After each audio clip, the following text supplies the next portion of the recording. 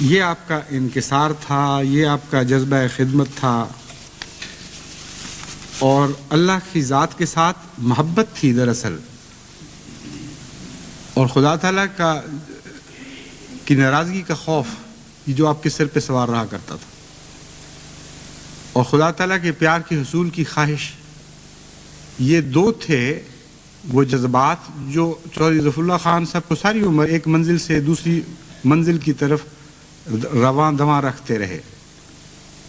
یہ وہ قوت تھی جس سے آپ نے تمام عمر حرکت حاصل کی ہے۔ توانائی کا سرچشمہ اللہ تعالیٰ کی محبت تھی، اور یہ سرچشمہ جس کو نصیب ہو جائے اس کے لیے اللہ تعالیٰ کی طرف سے لامتناہی نعمتوں کے دروازے کھل جاتے ہیں، اور ہر قدم پر خدا تعالیٰ کی طرف سے رہنمائی نصیب ہوتی ہے۔ اللہ کا خوف ان معنوں میں کہ خدا کی محبت سے محروم ہونے کا خطرہ، اور اللہ تعالیٰ کی محبت کی حرص ان معنوں میں کہ کچھ ایسے کام کرنے کی توفیق ملے کہ اللہ تعالیٰ محبت اور پیار سے ہمیں دیکھنے لگے۔ یہ دو بنیادی قوتیں ہیں جن سے مومن کو ہر ترقی نصیب ہوتی ہے۔ اس کی دعائیں بھی اسی زور کے ساتھ اوپر اونچی ہوا کرتی ہیں، بلند ہوا کرتی ہیں، اس کی کاموں کو رفتیں ملتی ہیں،